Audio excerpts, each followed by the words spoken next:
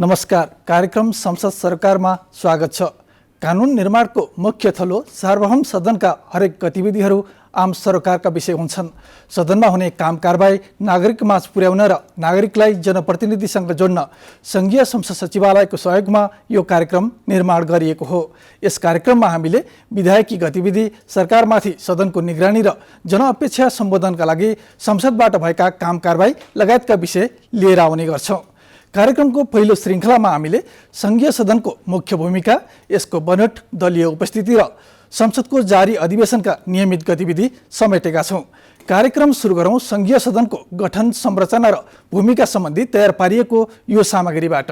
शक्ति पृथकीकरण र शक्तिको सन्तुलन सिद्धान्त अङ्गीकार गर्ने जुनसुकै मुलुकमा पनि एक व्यवस्थापकीय अङ्ग हुन्छ, जुन विधायन एवं संसद हो।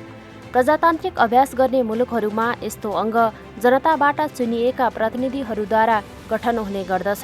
नेपालको संविधानको धारा 83 बमोजिम नेपालमा व्यवस्थापकीय अङ्गको रूपमा सङ्घीय संसद रहेको छ। नेपालको सङ्घीय संसद प्रतिनिधि सभा र राष्ट्रिय सभा गरी दुई सदनात्मक रहेको छ।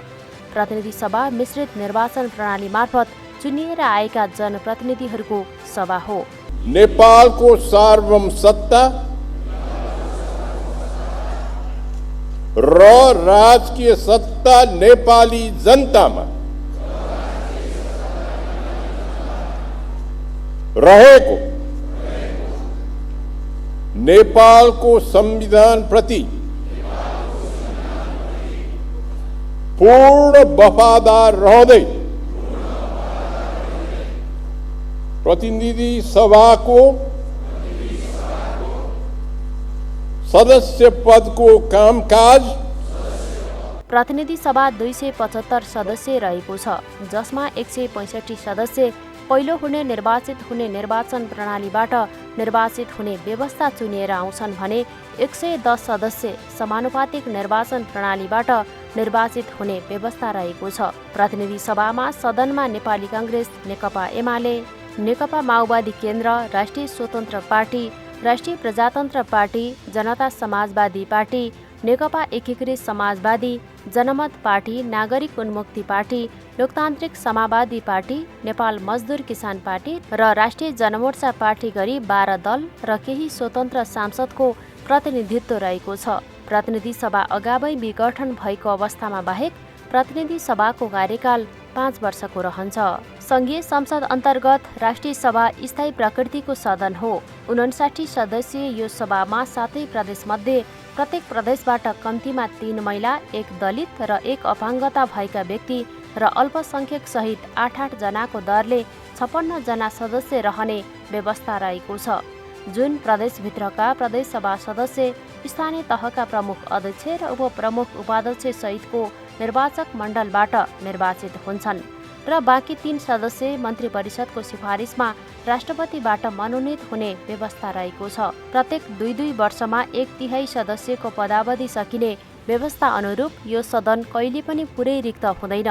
नेपालको संविधानले सङ्घीय संसदमा 33% महिला प्रतिनिधित्व सुनिश्चित गरेको छ। सङ्घीय संसदको मूल कार्य सङ्घीय कानुन निर्माण गर्ने हो। सरकारको गठन र सरकारलाई सदन मार्फत जनताप्रति उत्तरदायी बनाउन संसदीय निगरानी गर्नु र जनताको प्रतिनिधित्व गर्नु सङ्घीय संसदको महत्त्वपूर्ण कार्य हो। सङ्घीय संसदले बनाएका कानुन नेपालभरि लागू हुन्छन्। प्रदेश तथा स्थानीय तहका व्यवस्थापकीय अङ्गहरूले बनाउने कानुनहरू समेत सङ्घीय कानुनको अधीनमा रहनुपर्ने संवैधानिक व्यवस्था रहेको छ।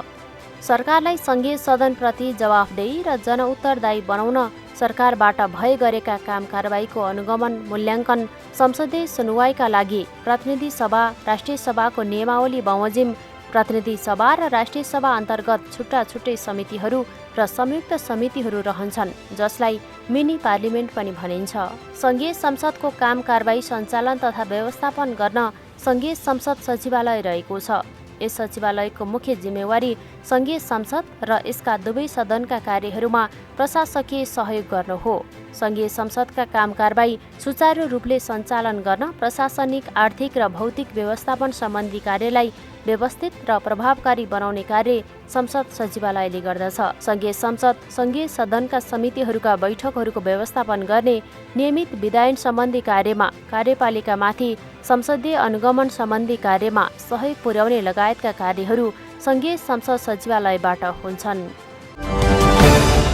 संविधान जारीपछि दोस्रो पटक भएको आम निर्वाचनबाट गठन भएको प्रतिनिधि सभाको पहिलो अधिवेशन जारी छ। प्रतिनिधि सभाको पहिलो अधिवेशन सुरु भए यता करिब 3 महिना कस्तो रहे, यसबीचमा सदनमा के कस्ता कामहरू भए, हेरौँ यो सामग्री।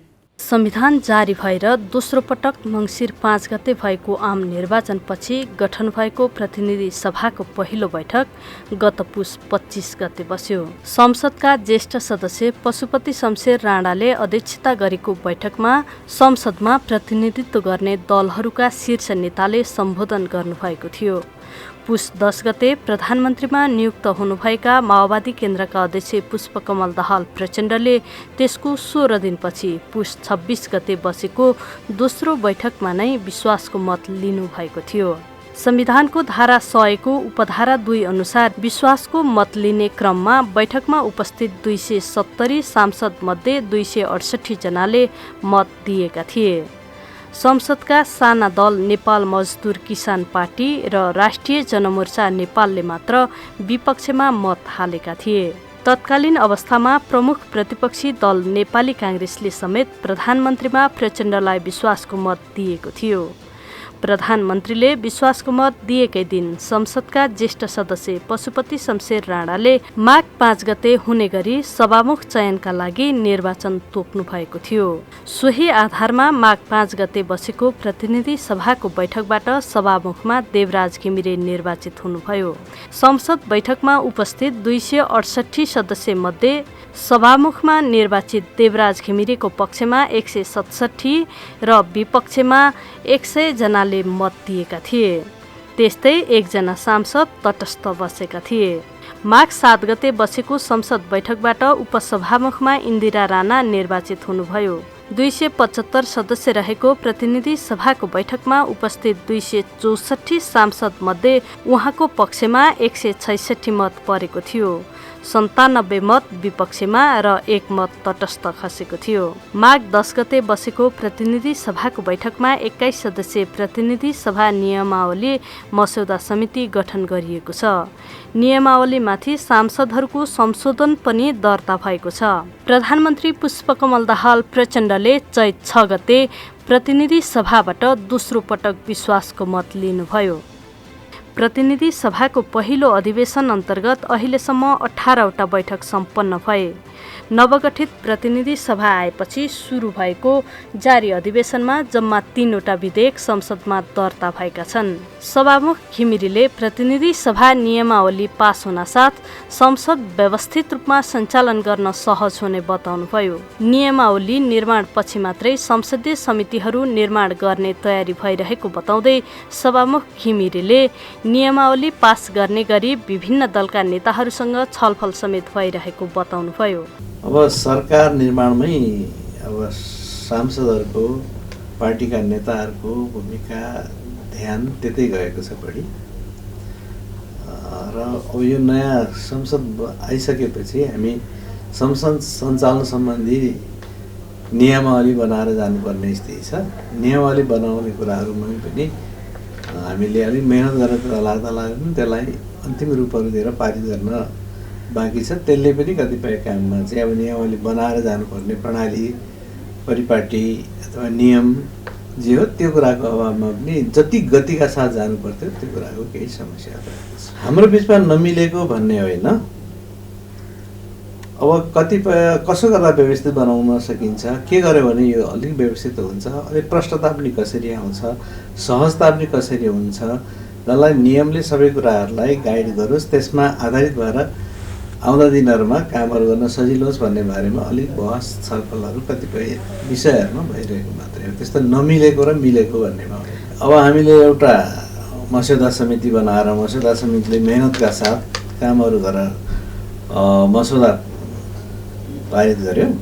मस्यौदालाई अहिले टेबल भएर सांसदले हेरेपछि लागेको सांसदज्यूहरूले चाहिँ विभिन्न धाराहरूमा अब त्यसपछि उहाँहरूले सुझावहरू दिनुभएको छ, कसलाई के यसो गर्दा राम्रो हुन्छ, यसो गर्दा राम्रो हुन्न भन्ने सन्दर्भमा लेखेको। तर अधिकार कटौती र अधिकार प्राप्तिको ढङ्गको बाहिर जे प्रचार छ त्यो तहको होइन भन्ने मैले देखेको छु। यसलाई कसरी टुङ्ग्याउने भन्ने कुरा छ। मैले दलका नेताहरूलाई भेटेकै छैन। खास गरिकन मैले यो 2 दिनको बिचमा प्रमुख सचेतकहरूसँग बसेर यसलाई कसरी प्रष्ट गर्ने हो, अलि यिनीहरूलाई कसरी प्रष्ट गर्ने एउटा एकीकृत धारणा बनाएर जाउँ भन्ने कुरामा मैले अलिकति गृह कार्य उहाँहरूसँग गरेको छु। दलका नेताहरू भनिरहँदाखेरि अब संसदीय दलका नेता त नेतै हुनु उहाँहरू, तर पार्टीका नेताहरू सोझै भन्दा पनि संसदमा जिम्मेदारी लिनुभएको प्रमुख सचेतकहरूसँग मैले त्यो कामहरू गरिरहेको छु। स्थायी संसदका रूपमा परिचित राष्ट्रिय सभा गठन भएपछि अविच्छिन्न रूपमा सञ्चालन भइरहेको छ। 2074 सालमा भएको निर्वाचनपछि निरन्तर सञ्चालन भइरहेको छ। प्रतिनिधि सभामा छलफलसहित पास भएका विधेयकमाथि राष्ट्रिय सभामा पनि छलफल गरेर पास गर्नुपर्ने व्यवस्था छ। केही विधेयक राष्ट्रिय सभामा उत्पत्ति हुन्छन्। संसदीय समितिमा दफावार छलफल गरिएका विषयलाई संसदमा पुनः छलफल सहित पास गर्ने र त्यही विधेयक राष्ट्रिय सभामा आइसकेपछि पुनः छलफल गर्ने अभ्यास रहेको छ। फरक फरक स्थानमा पटक पटक छलफल गरी पास गर्नुपर्ने व्यवस्थाले त्रुटिरहित कानुन निर्माण गर्न सकिने राष्ट्रिय सभाका अध्यक्ष गणेश प्रसाद तिमिल सिन्हाको भनाइ छ। एउटा सदनमा विषयवस्तुहरू आउँदाखेरि कहिलेकाहीँ त्यहाँ त्यो पनि प्रतिनिधि सभा, त्यहाँ अलिकति राजनीतिक रसाकसी बढी हुन्छ। त्यस कारणले कहिलेकाहीँ कुनै विधेयकहरूमा कमी कमजोरी रह्यो भने अर्कोले सच्याउने, त्यसलाई सुधार्ने पर्याप्त गुन्जाइस यो सभा भएको हुँदाखेरि रहन्छ। हुन त विधेयकहरू कुनै प्रतिनिधि सभामा आउँछन्, कुनै राष्ट्रिय सभामा दोहोरै हो, दुईटै सदनमा यसको बारेमा छलफल हुन्छ। एउटै प्रक्रियाले संशोधन हाल्ने, छलफल गर्ने र संशोधन स्वीकार अस्वीकार गर्ने, यस्ता विविध कुराहरू हुने हुँदाखेरि दुईटा सदन हुँदा एउटा सदनबाट पास भएर गइहाल्यो, अब चाहिँ नि यो चिज कमी रह्यो या यो पक्ष असन्तुष्ट रह्यो भन्नु परेन। दोस्रोमा गएर करेक्सन हुन्छ र फेरि त्यसलाई सच्याउने हुँदाखेरि यसको त्यो फाइदा हुन्छ। अर्कोतिर जुन खालको बनोट राष्ट्रिय सभाको छ, सबै प्रदेशबाट समान सहभागिता छ र त्यसमा महिलाहरूको समुचित प्रतिनिधित्व राम्रोसँग गराएको छ, दलित जनजातिहरूको प्रतिनिधित्व, अल्पसङ्ख्यकको अपाङ्गता भएका व्यक्तिहरू, यस्तो क्लस्टरहरू छुट्याएर प्रतिनिधित्व गर्ने हुँदा र केही विज्ञहरू 3 जना राष्ट्रपतिले सरकारको सिफारिसमा मनोनयन गर्ने, यी विधिले गर्दाखेरि यसलाई अझ गुणात्मक बनाउन सकिने गुन्जाइस भएको हुँदाखेरि यसको आफ्नै महत्त्व छ भन्ने मलाई लाग्छ। र यो स्थायी सदन भएको हुँदाखेरि निरन्तर रहने हुन्छ। यद्यपि यसमा केही कुराहरू हामीले विगतको समीक्षा गर्दाखेरि अलिकति संवैधानिक व्यवस्थाहरू केही परिमार्जन गर्न जरुरी छ, ताकि प्रतिनिधि सभा नभएको बेलामा राष्ट्रिय सभालाई प्रभावकारी बनाउन, प्रतिनिधि सभाले गर्ने काम राष्ट्रिय सभाले गर्नेछ, बजेटकै कुरामा प्रतिनिधि सभा भएन भने राष्ट्रिय सभामा पेश गर्ने बनाउन सकिने कुराहरू, यस्ता केही विषयहरू छन् जुन संविधान संशोधनको समयमा हामीले यिनलाई उठाउनुपर्छ र सम्बोधन गर्नुपर्छ भन्ने मलाई लाग्छ। प्रतिनिधि सभा र राष्ट्रिय सभाका बैठकहरूमा सांसदहरूले जनसरोकारका विषयमा सरकारको ध्यानाकर्षण गराउँदै आउनु भएको छ। संसदबाट दलित समुदायमाथिको विभेद र उत्पीडन अन्त्य गर्ने गरी सामाजिक, सांस्कृतिक, आर्थिक, राजनैतिक समानता, समृद्धि र सामाजिक न्याय सुनिश्चित गर्ने सम्बन्धी संकल्प प्रस्ताव पारित भएको छ। राष्ट्रिय सभाको गत चैत 8 गते बसेको बैठकले अहिले भइरहेका कानुनहरूको प्रभाव कार्यान्वयनका लागि सरकारलाई जिम्मेवार बनाउनका लागि संकल्प प्रस्ताव पारित गरेको हो।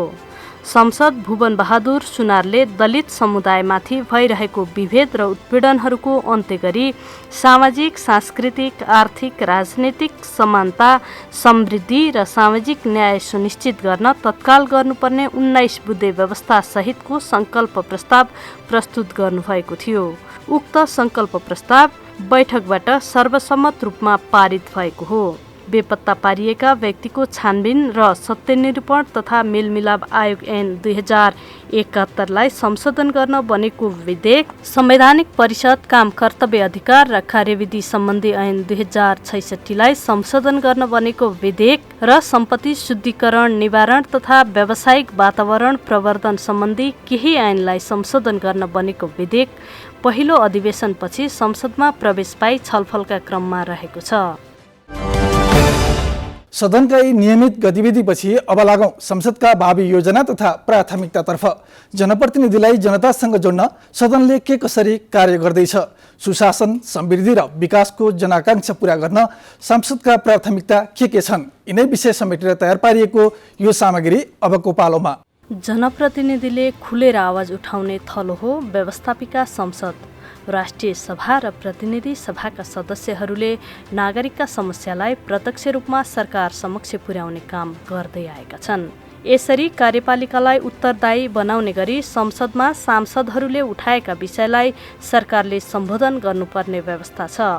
तर यसलाई अझ फरक ढङ्गले छलफल गरी संसदको कामलाई प्रभावकारी बनाउनु पर्ने उपसभामुख इन्दिरा राणाको भनाइ छ। कुनै पनि विधेयक बनाइरहेछ त्यहाँ बहुमतै छैन भने त्यसरी हुँदैन। सबै हाम्रो सांसदहरू चाहिँ हुनु पर्यो र अब विपक्षी नै छ भने पनि विपक्षी त हुन्छ जस्तो लाग्दैन जनताको इस्युहरूमा। र उहाँहरू त्यहाँ सुन्नु पनि पर्यो कि एउटा आफ्नो कुरा भन्यो अनि गइहाल्ने, त्यो पनि त अनुशासन भएन नि, त्यो सुशासन भएन नि। हामी कसरी संसद चलाउने, जस्तो मैले भन्दा म उपसभामुखले के गर्ने त भन्दाखेरि सामान्य सभामुखलाई चाहिँ सहकार्य गरेर यो जनताको सङ्घीय संसदलाई चाहिँ मैले चाहिँ मर्यादित अनुशासित होइन भनेर चाहिँ म भन्छु भने त्यो त्यस्तै हुनु पर्यो भन्छु म चाहिँ। मैले चाहिँ महसुस गरेको कुरा अब जस्तो हामीलाई अब मैले हिजो मात्रै एउटा पत्रिकामा हेरेको थिएँ 8 लाख खर्च हुन्छ अरे एक दिनमा। भनेपछि त्यो 8 लाख खर्च हुँदाखेरि सबै सांसदहरू त्यहाँ उपस्थिति हुनु पर्यो नि, जनताको कुराहरू सबैले सुन्न पर्यो नि।